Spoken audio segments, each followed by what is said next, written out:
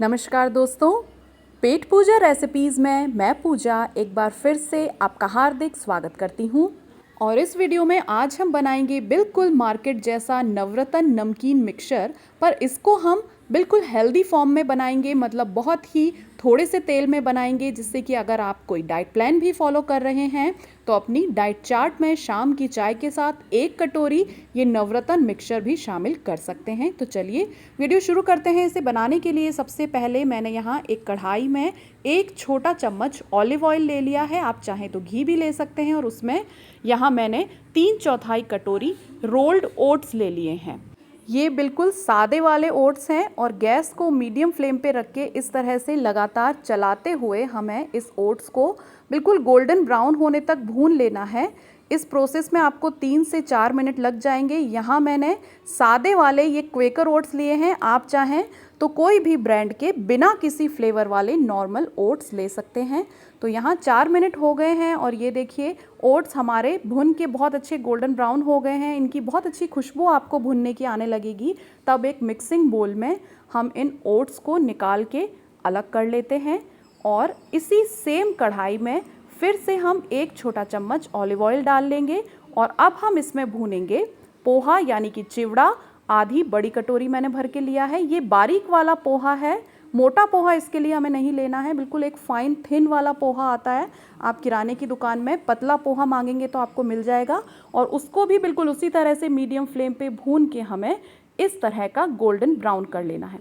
पोहा थोड़े कम समय में भुन जाता है, 2 से 3 मिनट में इस तरह का हो जाएगा। आप अपने हाथ से एक पोहे का टुकड़ा इस तरह से उठा के और टुकड़े इस तरह से चूरा करके देखिए। अगर ये अच्छे से क्रिस्पी हो गए हैं तो समझ जाइए कि आपका पोहा रेडी हो गया है। तो इसको भी हम सेम उसी मिक्सिंग बोल में निकाल लेते हैं जिसमें कि हमने रोल्ड ओट्स को भून के रेडी किया था। तो यहाँ उसी बोल में ओट्स के साथ ही हम पोहा भी डाल लेंगे। अब उसी कढ़ाई में हम भून रहे हैं कॉर्नफ्लेक्स। तो यहाँ मैंने एक छोटी कटोरी कॉर्नफ्लेक्स ले लिया है। कढ़ाई हमारी अभी गर्म ही है, इसको हमने लो फ्लेम पे रखना है और बिल्कुल 1 मिनट के लिए बिना किसी चिकनाई के, बिना किसी घी तेल के कॉर्नफ्लेक्स को भी हमें भून के रेडी कर लेना है। तो ये भी तैयार हो गए हैं। चलिए इसको भी बोल में निकाल के अलग कर लेते हैं। अब फिर से उसी कढ़ाई में 1 चम्मच ऑलिव ऑयल डालेंगे और फ्राई कर लेंगे फॉक्सनट्स, यानी कि फूल मखाने।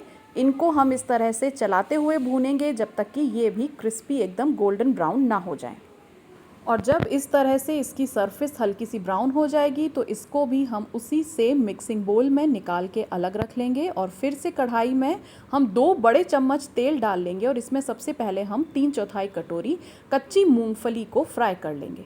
तो इस तरह से चलाते हुए मीडियम फ्लेम पे मूंगफली को हम आधा भून लेंगे। और जब इस तरह से आधी मूंगफली भुन जाएगी तो मूंगफली के बराबर की ही मात्रा में 3/4 कटोरी हम बादाम लेंगे और बादाम को भी इसी तरह से मीडियम फ्लेम पे चलाते हुए भून लेंगे। यहाँ तेल हमने थोड़ा सा ज़्यादा लिया है क्योंकि नट्स को हमें अच्छे से फ्राई करना है और अलग अलग स्टेज पे हम डालेंगे। पीनट्स जो हैं वो भुनने में सबसे ज़्यादा समय लेती हैं।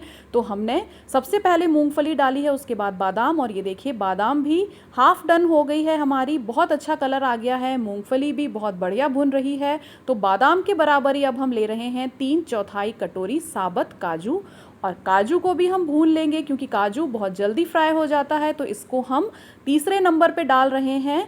और यहाँ हमने जो सारे नट्स इसमें डाले हैं वो बहुत ही हेल्दी हैं क्योंकि इन ड्राई फ्रूट्स में ओमेगा 3 फैटी एसिड होता है जो कि हमारी बॉडी के लिए बहुत ही अच्छा है। तो आप बिल्कुल बेफिक्र होके इस नवरत्न नमकीन को आराम से खा सकते हैं। बहुत ही हेल्दी नमकीन है ये। तो इसी तरह से इसको मीडियम फ्लेम पे हम भून लेंगे जब तक कि काजू में बिल्कुल इस तरह की गोल्डन ब्राउन चित्तियाँ ना आ जाए।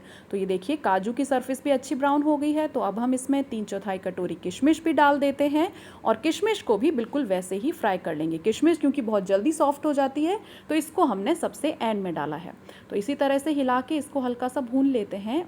और इसके बाद सबसे लास्ट में इसमें हम डाल देंगे सूखे हुए कड़ी पत्ते, यानी कि ड्राई करी लीव्स। अगर आपके पास ताज़े करी पत्ते हैं तो आप ड्राई फ्रूट को भूनते समय किसी भी स्टेज पे कड़ी पत्ते डाल सकते हैं। ये सूखे कड़ी पत्ते हैं इसलिए मैंने सबसे लास्ट में डाले हैं जिससे कि ये जल ना जाए। तो इसको भी एक बार उलट पलट लेते हैं। अब ड्राई फ्रूट हमारे अच्छे भुन गए हैं तो इनको भी हमारे मिक्सिंग बोल में ऐड कर लेते हैं। और अब फिर से उसी कढ़ाई में हम पंपकिन सीड को भी भून लेंगे। तो बिना किसी घी या तेल के मीडियम फ्लेम पे बिल्कुल 1 मिनट के लिए हम इसको रोस्ट करेंगे, जिससे कि ये हल्के से क्रिस्प हो जाएं। और उसके बाद इसको निकाल के उसी बोल में मिक्स कर लेंगे। इस समय आप कोई भी हेल्दी सीड इसमें रोस्ट करके डाल सकते हैं। तो ये देखिए मिक्सचर हमारा रेडी हो गया है। तो अब चलिए इसमें कुछ सीजनिंग डाल लेते हैं। तो सबसे पहले 3/4 चम्मच इसमें मैं यहाँ हिमालयन पिंक सॉल्ट डाल रही हूँ, यानी कि नमक। उसके बाद आधा चम्मच इसमें डाल रही हूँ काला नमक। साथ ही तीखेपन के लिए इसमें जाएगी 1/4 चम्मच काली मिर्च का पाउडर और 1/4 चम्मच ही इसमें डालेंगे लाल मिर्च का पाउडर। अब खटाई डाल लेते हैं। तो पूरा 1 चम्मच भर के चाट मसाला मैं इसमें डाल रही हूँ। और इसको बैलेंस करने के लिए 1.5 चम्मच इसमें मैं डाल रही हूँ पिसी हुई चीनी का पाउडर। इससे बहुत अच्छा खट्टा मीठा फ्लेवर हमारी नमकीन को मिलेगा। तो बस सीजनिंग सारी डल गई है। तो इसको इस तरह से उलटते पलटते हुए मिक्स करके नीचे तक सारे नमकीन पे हमने मसाले लगा लिए हैं। और ये देखिए बहुत ही बढ़िया नवरत्न नमकीन हमारा बनके रेडी है।